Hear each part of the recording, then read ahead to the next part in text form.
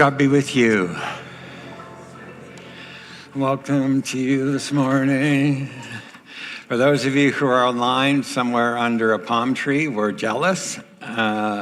It's a little balmy here. I'm not sure what it was. A bit of a cold ride, but you can still cycle in Calgary, so that's a good thing. It's chilly, and we welcome you whether you are in hospital or on a beach or in your car. Excuse me, we welcome you to Hillhurst United Church and give thanks that you join us online. For those of you present, welcome. Glad you are here. This place has been here over 100 years, and in recent years recognized that when it opened, it was called a 7-day-a-week church, and indeed, we seek to be that as a place. Recognize that church isn't popular or perhaps a place lots of people want to be, but you may be here for the first time. I hope you feel you belong here. Our affirming banners remind us that all people belong regardless of age, stage, sexual orientation, gender. They say you belong, and we welcome you just as you are. For over 16 years, we've been doing that work. We have 4 practices in our church. We practice hospitality, and so the practice is at the back today. That is some refreshments, and we welcome Danielle in particular, who's back with us. Welcome, Danielle. She was off for some time, and we're glad you are back in this role, helping us with others to prepare for the morning. So hospitality, spirituality. That's recognized that not all people are religious, but all people are souls. How do we nurture the soul life of one another? We do that often through programming. So last week we had a program on land acknowledgements, and yesterday in these pews there were 50 people here, literally exactly 50, to learn from Mona LaFosse, who I'll introduce in a few moments, and also people online. So there were 65 of us yesterday, and learning together about going deeper. Social justice, how do we take what we say and sing into the world? And then it's grounded in risk. So a couple more announcements. So if you don't mind, the next slide is the going deeper. We give thanks that Mona will be here. Mona's at Emmanuel College in Toronto and is here for the weekend. Friends of Lyle and Sandra Hayes-Gardner, and we're glad, and we'll introduce you formally in a bit. Welcome. But then we'll be coming up February, March, April, and May, different opportunities.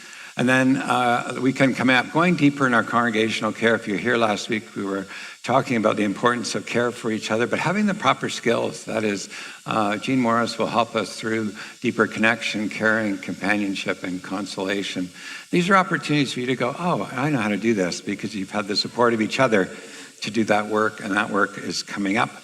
And then on Wednesday evening, our church at Living Spirit Center has an opportunity to come together for worship, and then fabulous soup supper.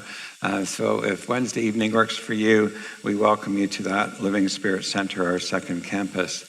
That's called The Gathering. And I'd like to invite Don Workman to come forward as he comes up. But as he comes, I just want to point out at the back of the church this morning, come on up, Derek. There are cards, an invitation for you. We have a New Testament scholar here today.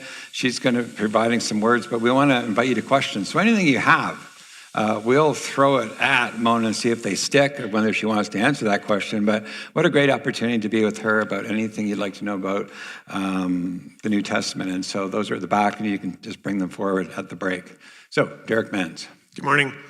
Good morning, my name is Derek, and I am one of the co-leads of the Refugee group. And last week, if you were here, you would have heard that we have a couple, 2 women who are coming from, currently living in Kenya, originally from Uganda.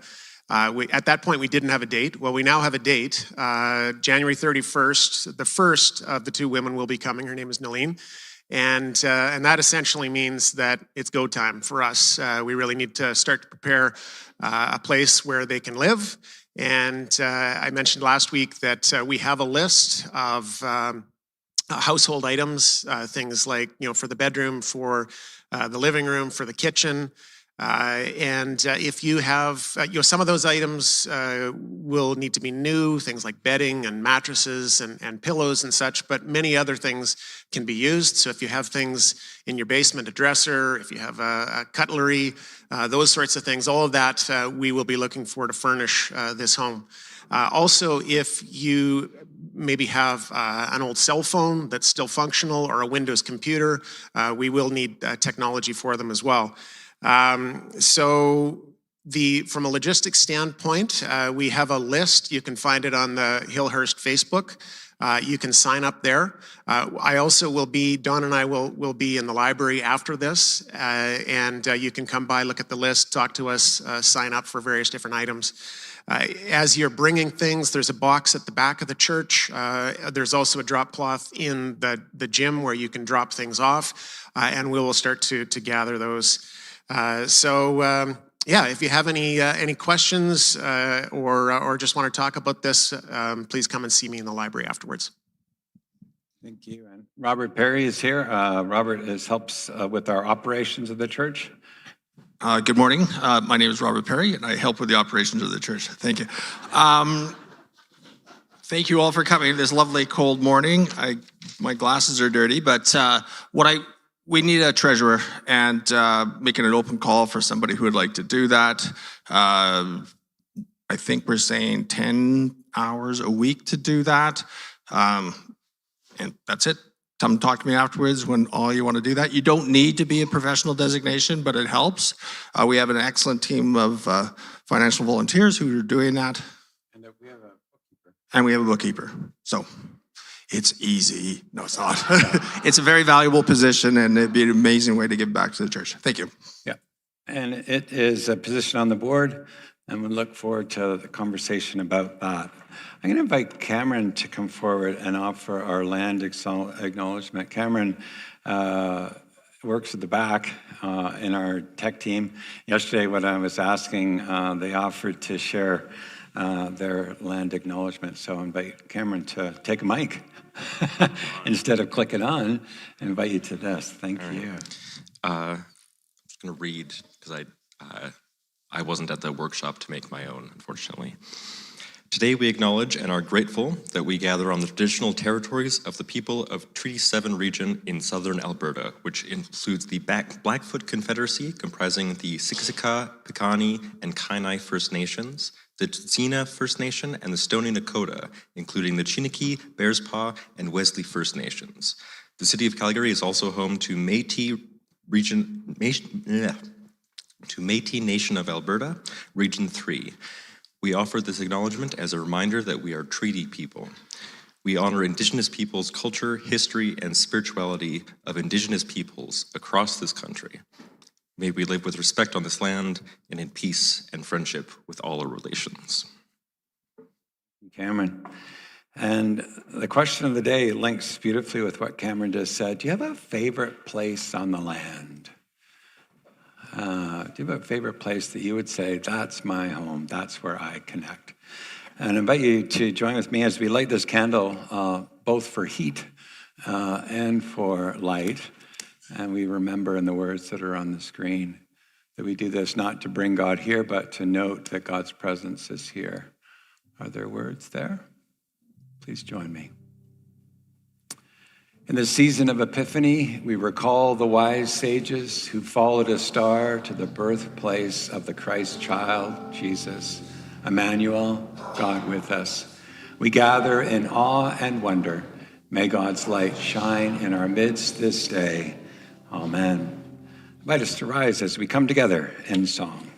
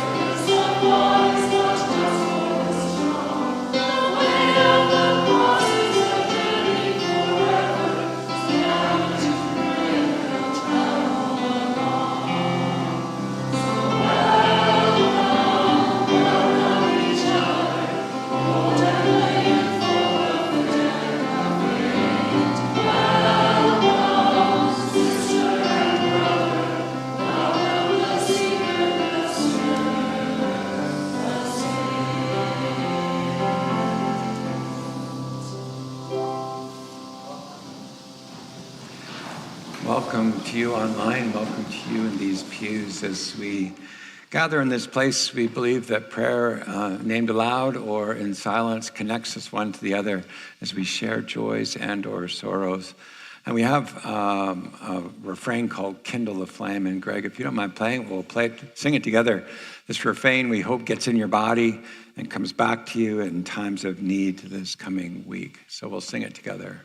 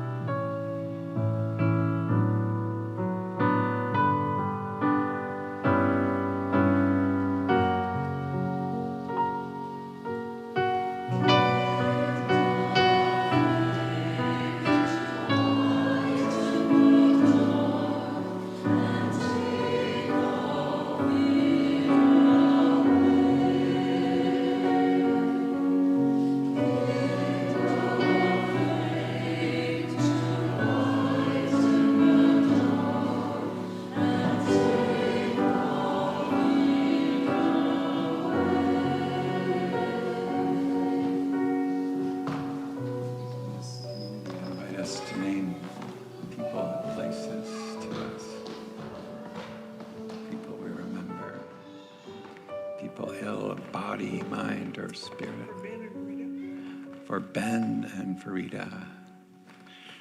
Give thanks for you, Geraldine, and your leadership last week in the Affirming or in the Indigenous workshop. Yeah.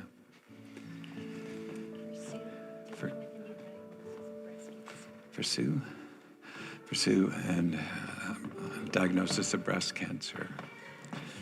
Remember Pam as she grieves Wayne, who died last week, as their family gather and remember. Thanks, people and places, yeah. For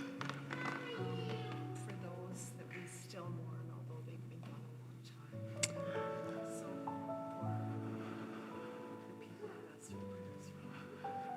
for people who have asked for prayers online, and for those who we mourn, even though it's not recent, a loss. Yeah, John. Thanksgiving for scholarship.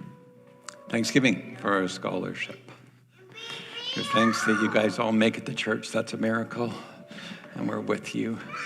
Let's gather these in song as we sing.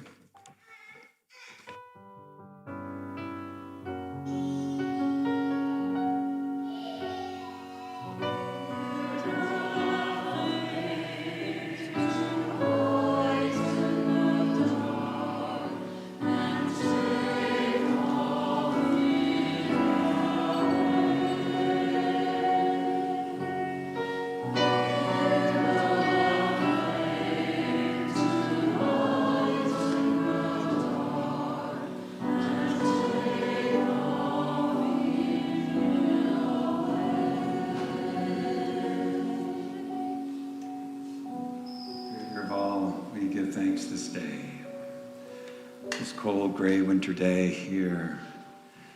We give thanks for the sleeping of this season, for the earth that rests, for the earth that awaits the coming spring.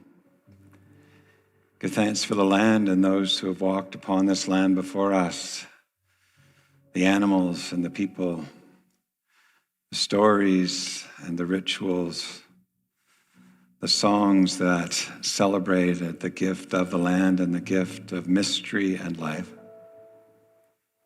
Give thanks this day for oceans and mountains and prairie land and all that we get to cultivate and nurture as your body, the earth.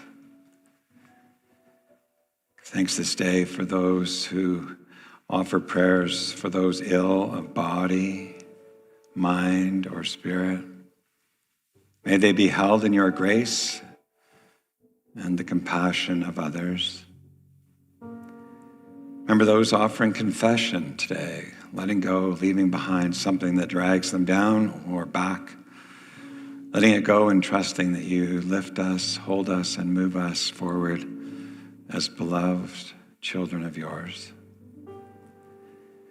Give thanks for those moments of awe, when our head's down and we're in our own world and suddenly we are awakened to the mystery of someone or something that takes our breath away, something we see in nature. piece of music that touches us, an act of compassion, one for another, the solving of a problem, a new idea. For transcendent moments that touch us and lift us in ways we never knew. Words of scripture, words of song, words of story. For all that awakens awe within us and for us, we give thanks. And this day, as some are worried about the future, may we be present to the moment and to the promise of your love. As we rest in silence now, offering our own words, our own meditation, our own prayers. We come in silence.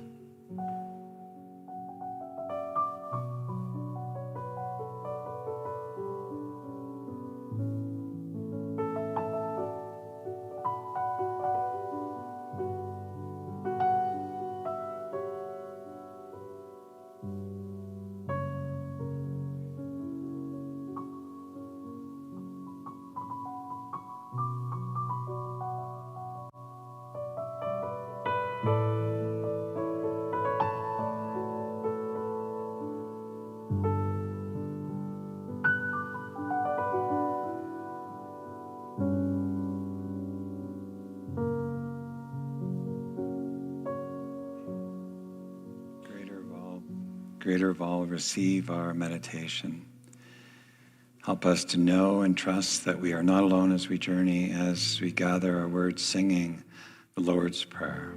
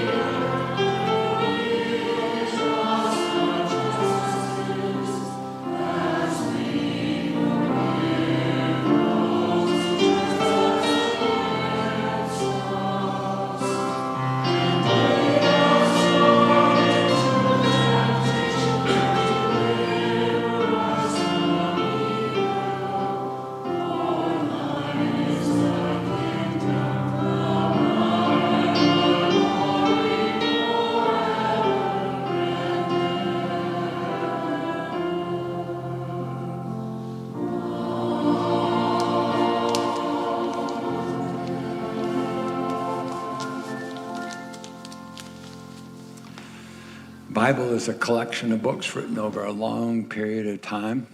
Biblia means library. And it is that collection of books, the old and the new, that is story and parable, song, history, letters, and some of it's incredibly boring, and some of it's incredibly inspiring. And today we have Mona with us today to help us awaken, to learn about parables and what they mean for us. But the common thread from first to last book, from Genesis to Revelation, is this, that we are loved, we are forgiven, and we are set free. The invitation is for us to hear that and know it and then live it. So trust the words of the sacred text. We are loved, we are forgiven, set free. What will you do with that great good news? That's what God's waiting to know. Thanks be to God. Amen.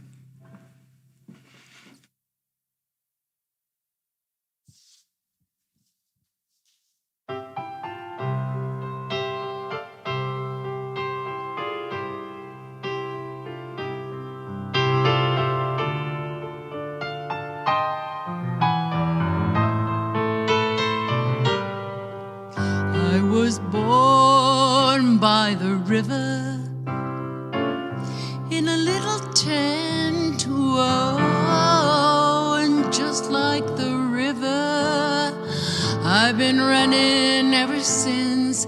It's been a long, long time a coming, but I know a change is gonna come, yes it will. It's been too hard living, but I'm afraid to die, oh, 'cause I don't know what's up there beyond the sky. It's been a long time in coming, but I know a change is gonna come, yes it will. Then I go to my brother and say, brother, help me please. But he winds up knocking me back down on my knees. There've been times that I thought I couldn't last for long, whoa, but now I think I'm able to carry on. It's been a long time in coming, but I know a change is gonna come, yes it will.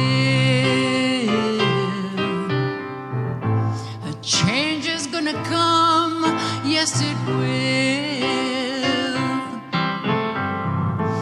A change is gonna come, yes it will.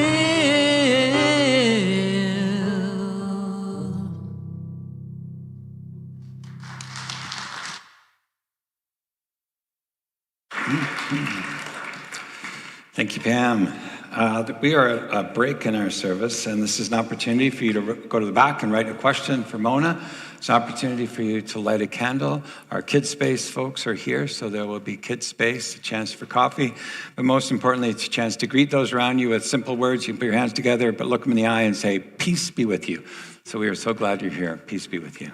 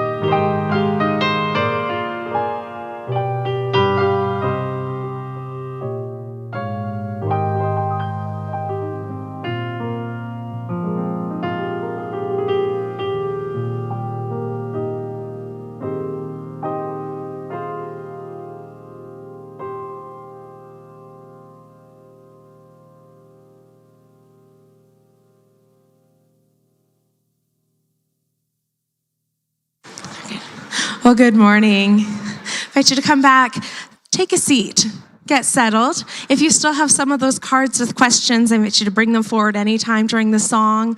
We're going to join together in this piece, Bathe Me in Your Light. And in this season of Epiphany and awe has been the theme, pay attention to the awe in this song as we sing it.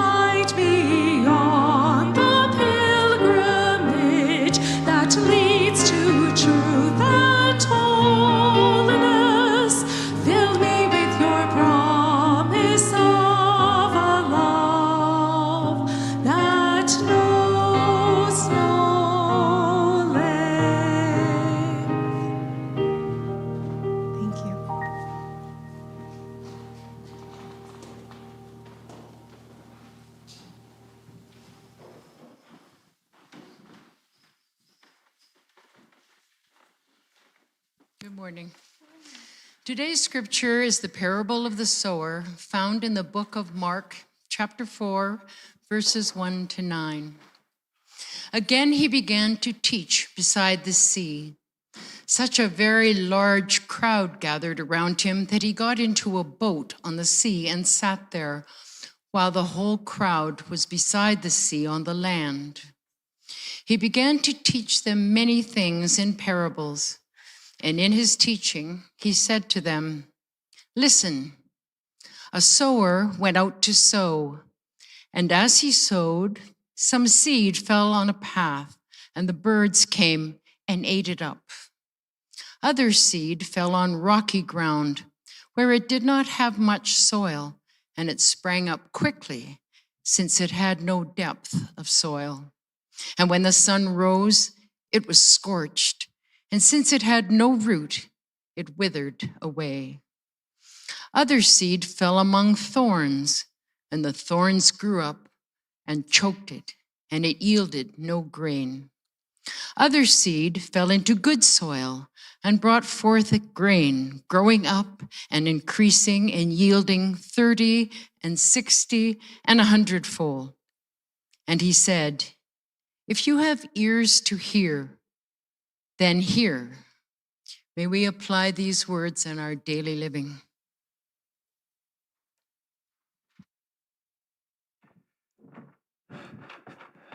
Thanks, Ben. So the question of the day, we heard the land acknowledgement. We know that people plan to be in different parts of the land. I wonder what your favorite place on the land or water obviously is. So I invite you to meet somebody near you, say your name and say, if it were me, I'd say this. I invite you to 1.5 minutes of this. Where's your favorite place in the land?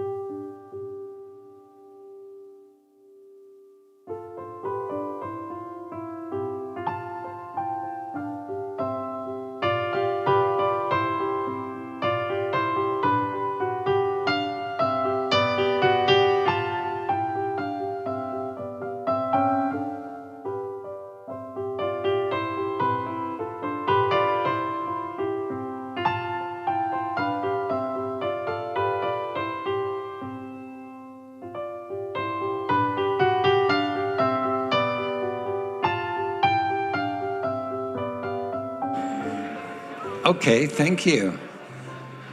I'm just kind of curious with that one. How many people picked land?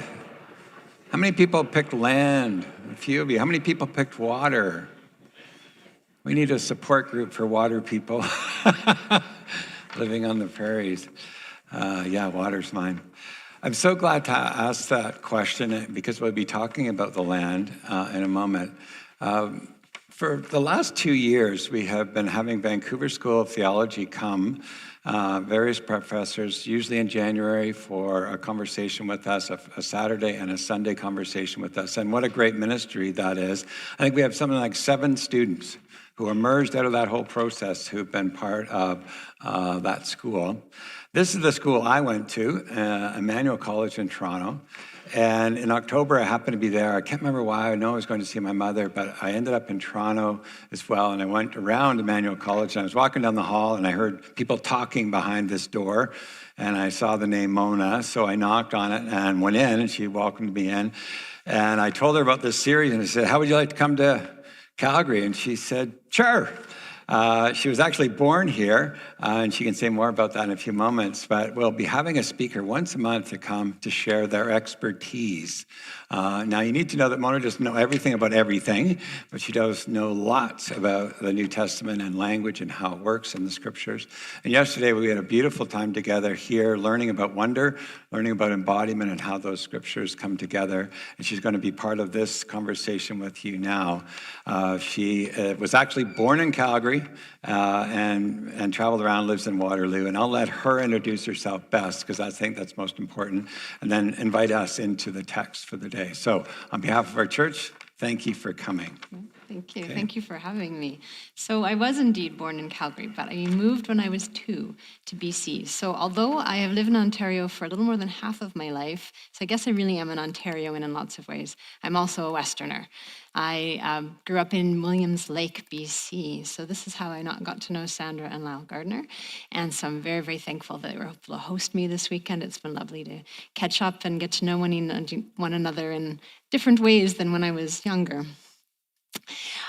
So I work at Emmanuel College. There's a long story in between. Some of you have heard it. But I went to the University of Toronto for my PhD. So coming back to Emmanuel, I taught at Huron University College, Western Ontario, the University of Western Ontario, which is London. And then I worked at Martin Luther University College, which is in Waterloo. And then I was able to get a position here at Emmanuel College in Toronto. So I still live in Kitchener. I usually commute by train. We have great trains most of the time. And so this is the building. It's a beautiful space. We are celebrating a number of anniversaries this year, along with United Church celebrating 100 years.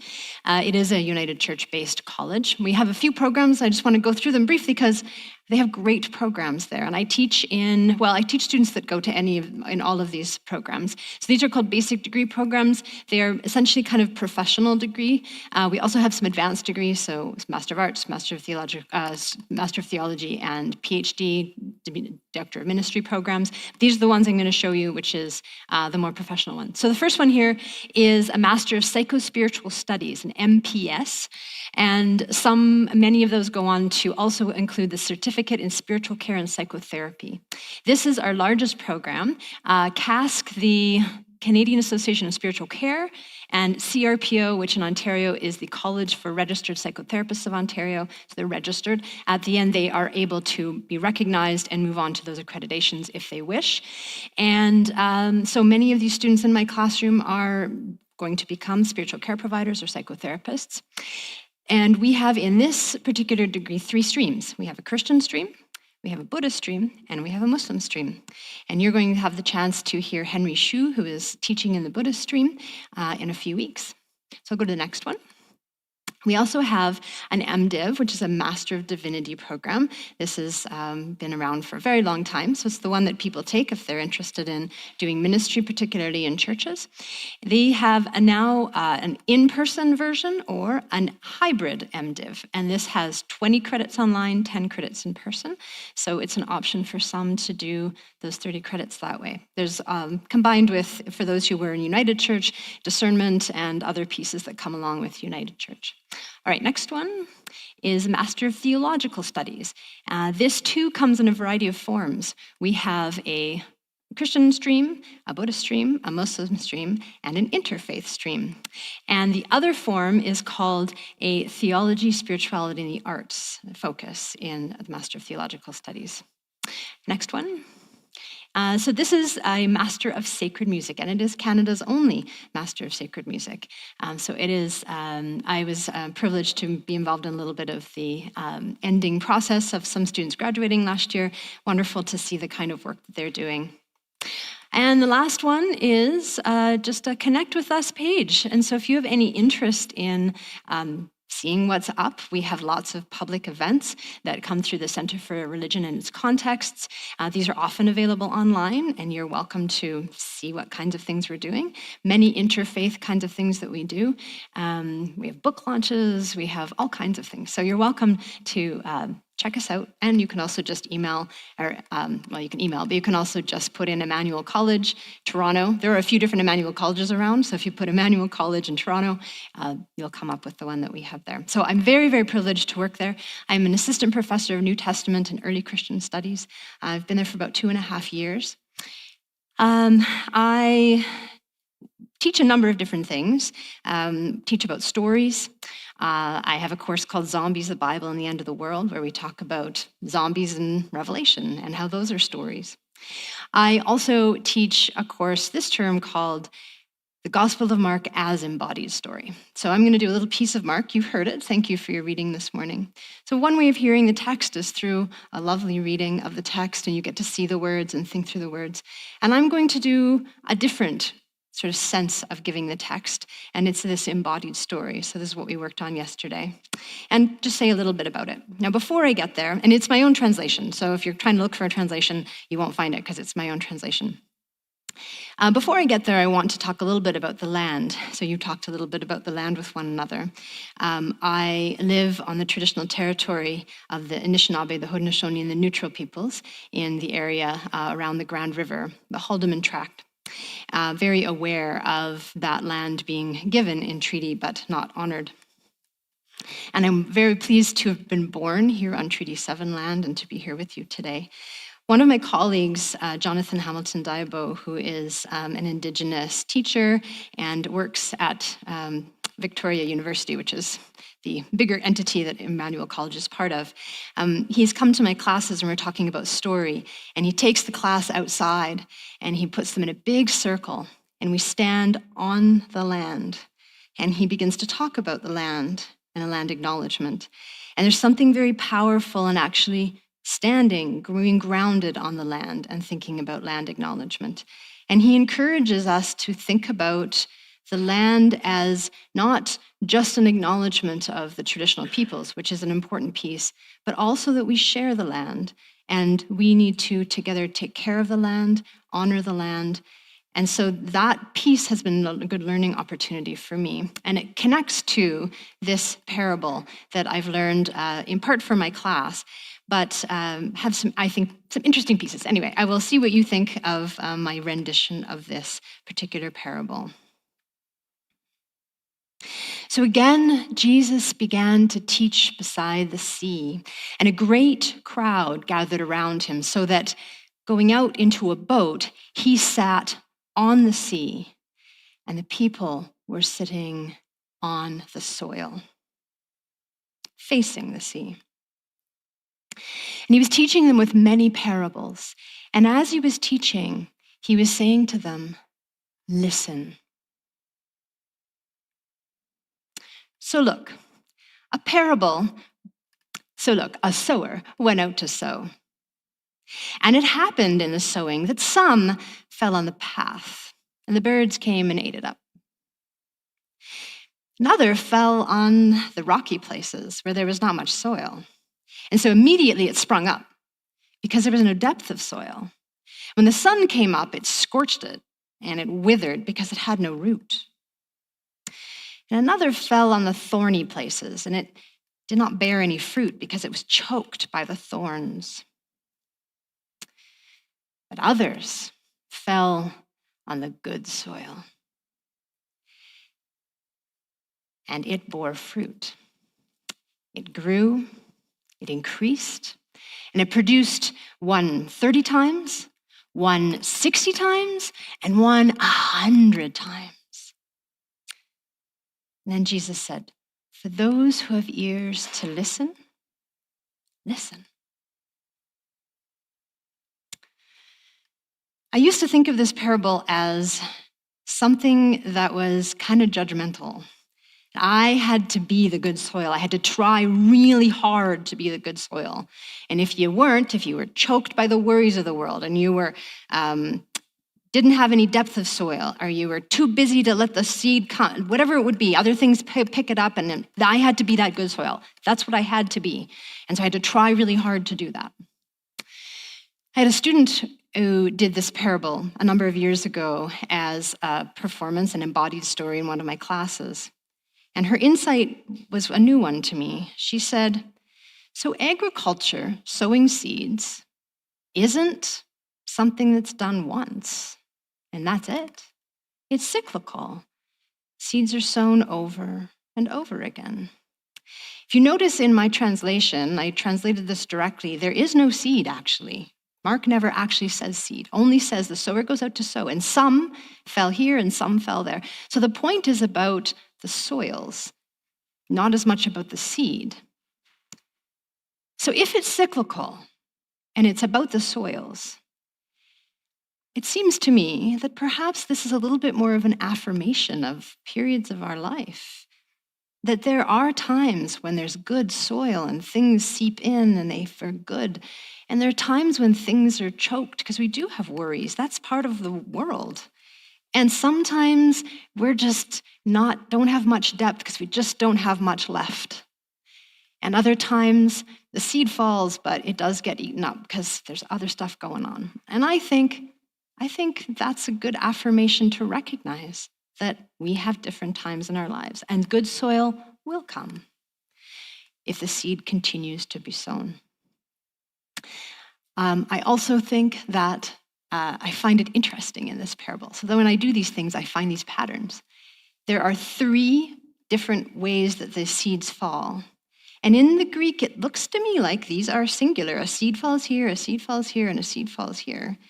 And then it's very clearly plural when the seeds fall on the good soil, that there's actually lots of opportunity for good soil. And 1 produces 3 is 30, 1 60, 1 100. We have 3 seeds here and 3 seeds here.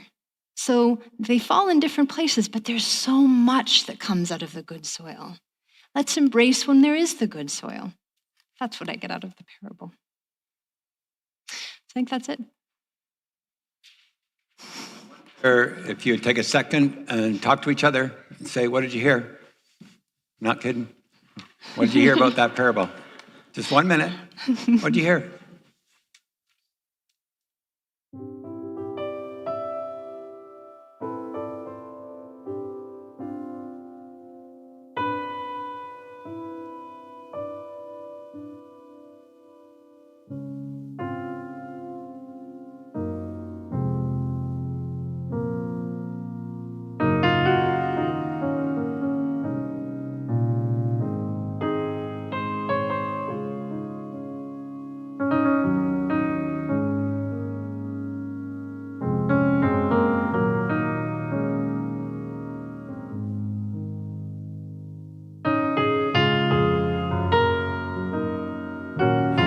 Okay.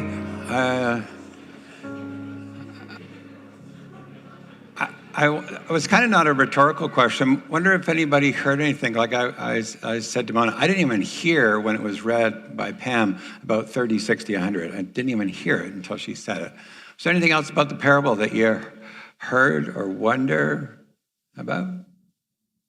Bill? A metaphor for the Word of God. You heard that. Yeah, okay, well.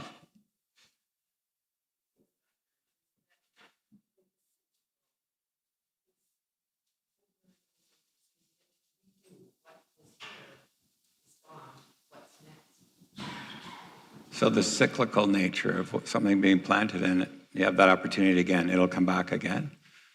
Yeah, Alyssa, and then we'll. I heard when you shared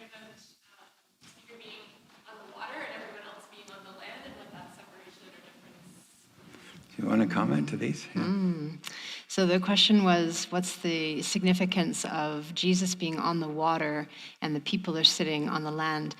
The word in Greek for the land is gay, meaning soil or land, earth. And the word in the parable for each of these kinds of soil is the same word, gay. So when I translated it, I said that people were on the soil. I think there's something about him speaking to them there on the soil. And they're actually, so I started with thinking about us standing. I hoped you kind of imagined yourself perhaps standing on the land here in Treaty 7. And that notion of being connected to the land would have been very strong for the people who lived on that land. And I think that helps us in the image of, it isn't just a thing that they're thinking about out there, it's something they're thinking about as they're actually grounded in the land, on the soil. Thank you. Anybody else? Yeah. So is there anything, I took it as a farmer, about nurturing the soil? So the question is there anything about nurturing the soil? It's interesting in Mark 4, there are several parables around soil. So this is only the first one. The next one is about the mystery of growth. Someone sows the seed and then they go to bed and it just starts to grow and it grows and grows and then eventually they harvest it. And we don't really know how that happens. So that's the next one. And then there's one about the mustard seed and it grows and becomes a tree. So there's this sort of more than one parable here that I think are connected, but I couldn't do the whole chapter. Not today. Yeah, sorry, Peter. Yeah. See where seeds falling on the pathways and they burn up. But they can also be picked up by birds and then the droppings land on the good soil. So it can transform from one area to another. So the comment is the image of the seeds that are eaten up by the birds, and then the birds, their droppings fall on the good soil and create part of what happens on the good soil. So am I getting what you said, right? So that's wonderful. And part of, I think, what happens with parables, when we begin to look at them in this kind of way, they're meant to be images. They're meant to illustrate things that we can kind of see and ask questions about, like you're doing. And so that's a really interesting piece to say, hey, there's birds there. And what does that look like as we think about these soils in that way? So thank you for that. I have a question. And I think I know the answer, but I'm just curious. Why did Jesus go out on the water to talk? I haven't thought about that one terribly often. Tell me what your Well, I'll tell you what I thought was is. told when I was literally there. They said that the land was natural amphitheaters and that it's better to go out on the water to speak to people on land that it carried across the water. So it was, Right, and a that great was a crowd. natural way Yeah. and a place to teach from, but I don't know whether that was the case. I was probably told that when I was there as well. And it makes some sense because if it's a great crowd, how do you speak to the whole crowd? And there's questions around what that looks like. But if it's a natural amphitheater, yeah, that might make sense. The other thing is that Jesus is in a boat, and later in the chapter, after he tells us the other parables, they go out into the middle of the sea, and the storm comes up, and then he calms the storm. So the story, Mark is giving us this setting on the sea with the parables, and then the calming of the storm. So this whole story of Mark has all these connections with each other. If you're reading the whole thing, you can kind of see these connections go along. So one of the things you teach is the importance and the power of story in Scripture. Do you think that we pay enough attention to the fact that the Bible is a collection of stories, or do you think we see it mostly in other kinds of ways? What's your take? It completely depends on context. So it depends on who's reading it and how you're reading it, how interested you are in reading it.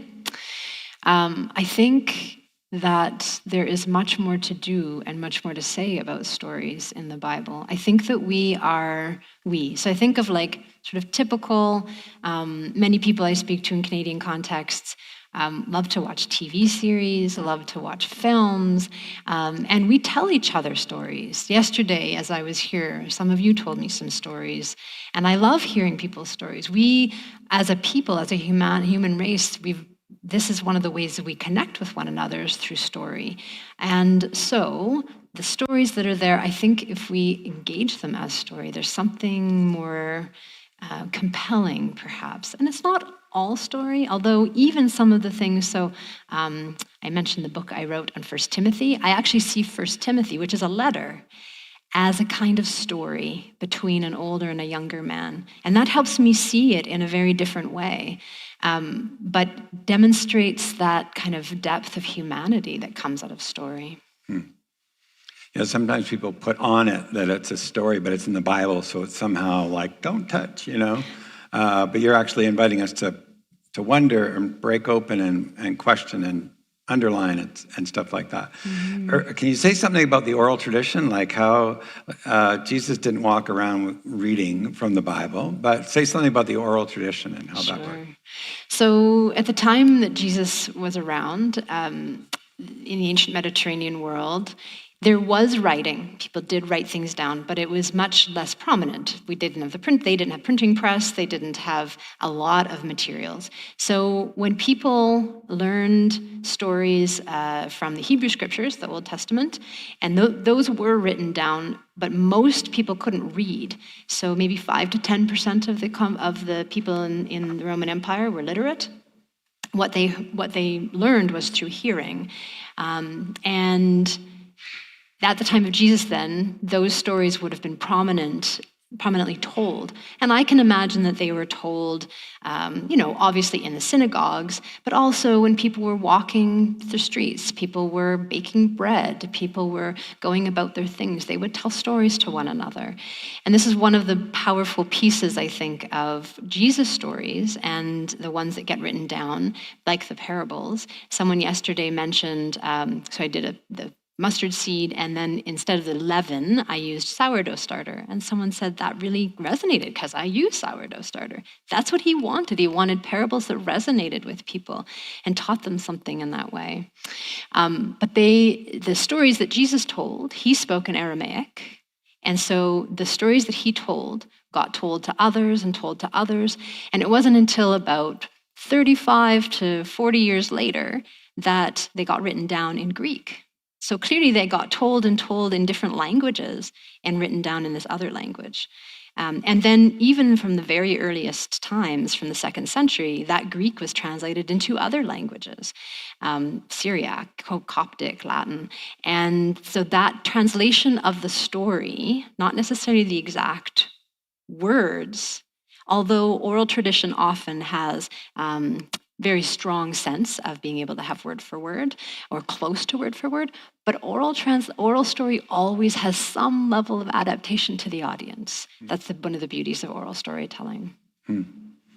That's interesting when you think about how it must have been a good story if people can remember it 40 years ago, right? Like how that's retold and told and told and told. There's a question here, and you were mentioning around the Roman culture. What was the effect on the early Christians, so people who were around early on, of the Roman persecution in New Testament times? What was the effect of the Roman persecution? Great question. So I often call the earliest Christians, or what we might think of as the early Jesus followers, because the first of Jesus' followers were what I call Judeans, because they were of the land of Judea. So the ancestors, Jews would be another word we could use, but I like to use the word Judeans for some of the varieties of ways that people understood themselves. And they were under the Roman Empire from about 63 BCE. So I actually do, when you were talking about the story of the Bible, and I just did this in the class last week, and I do this in almost all of my classes when we start New Testament together. I start at Genesis and I go all the way to Revelation, and I tell the story so that we can kind of get a sense, because when we're reading any piece of the New Testament, often it has these allusions back to prophets and King David and others. So to get this big picture is actually very useful. So in that big picture, the Romans have taken over, and the Romans are actually not terrible at just kind of letting people be. They're actually pretty cool with people.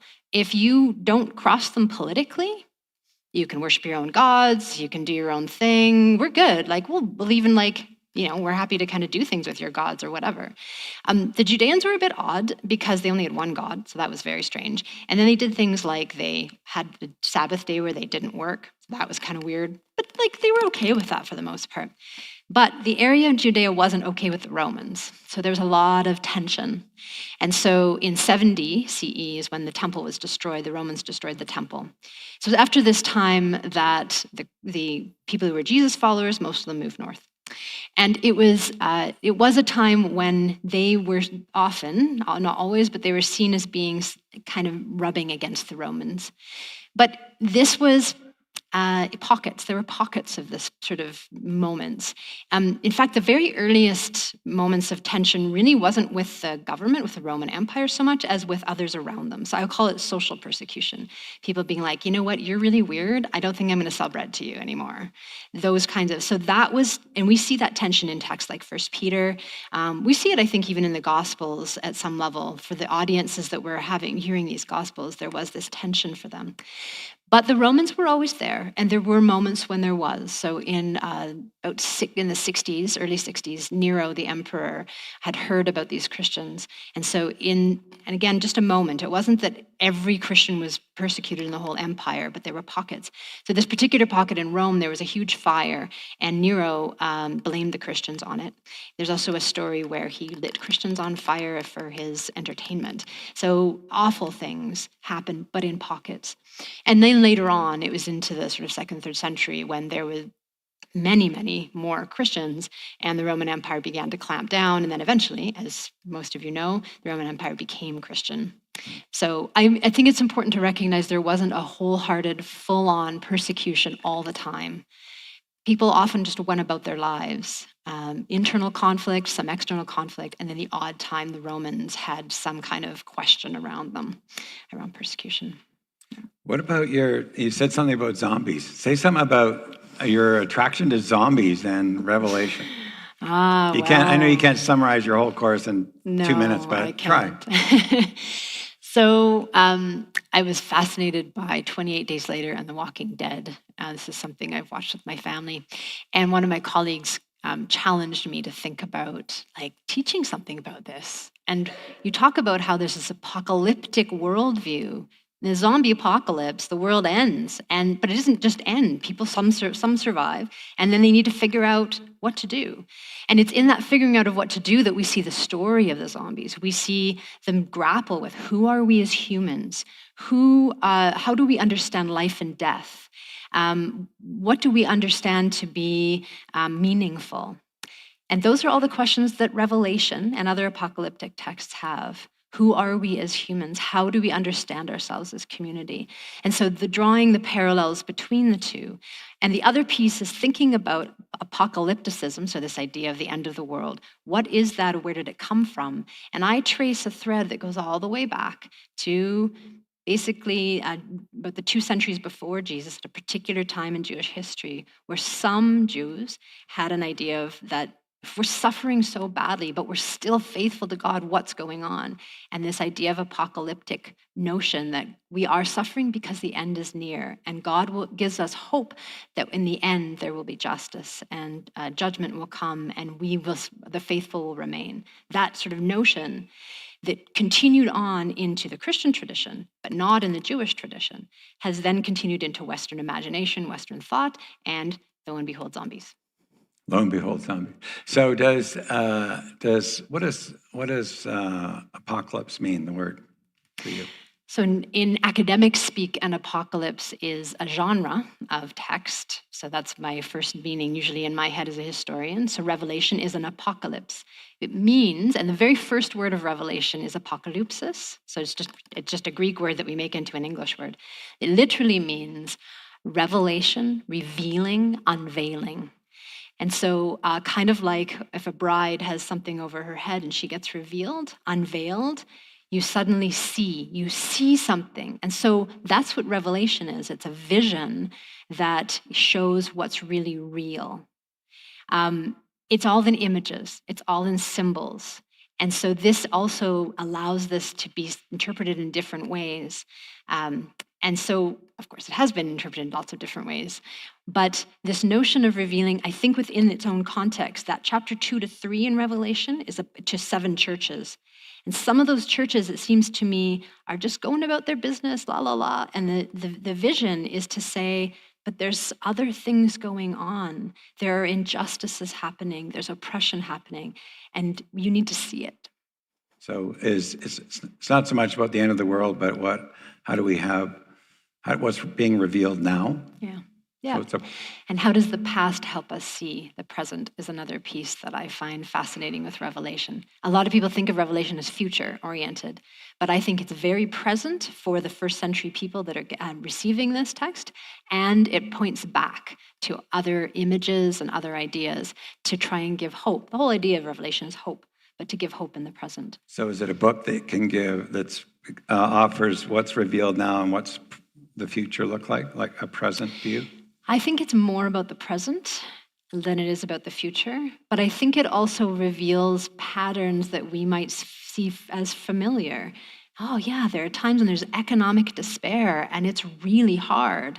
And that is something, of course, that people have seen. We see it now, but there's many generations have seen economic despair. And so interesting, what do they have in these images that might be helpful for us to think about how to be within hard times? Okay, last question. What's your favorite parable? Favorite parable. So I think it's kind of a toss-up between the two I did yesterday. So one was the Samaritan who helps the man who's beaten on the road. And just thinking about the different characters. The other is the lost son. It's such a rich story of 2 brothers who both seem to be lost. But I love telling them because I always get, and I've done it for many, many years and with lots of different people, and there's almost always new insights. So those 2 seem to me to be very, very rich. Nice. Well, thank you for being with us, and you'll be with us for the second service and after the service to be available with us. Thanks for shedding light on this and encouraging us to use our heart and mind with the stories as they come to us. Thank you so much. Thank you. Thanks Please. for having me. So I invite us to Let There Be Light to our song. Please rise.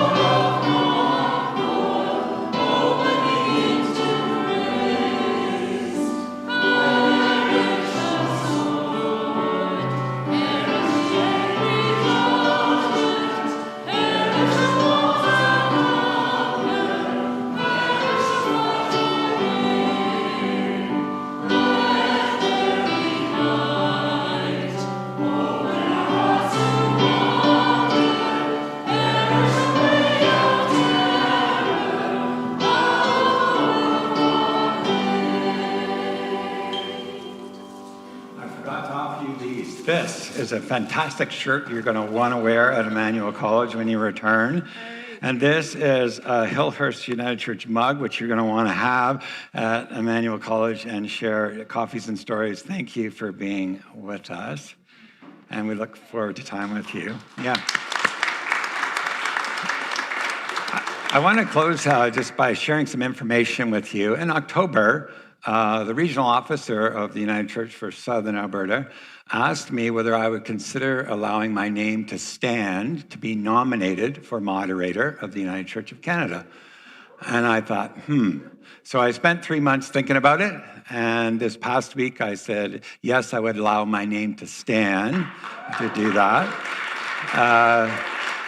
So I am pleased to say, yes, that I would offer myself to this process, which will have many people offering their names. So I'm one amongst many to do that.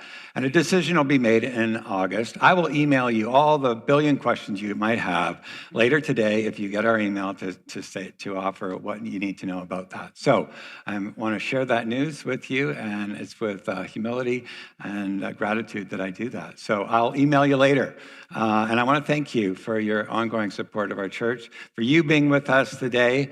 And as we all go out into the world this day, may we take a little bit of light that's come to our mind and our heart as it is lived in our body to bring awe, wonder, and epiphany to the world. In the name of God, Creator, Spirit, Son, and Mother. Amen. Go.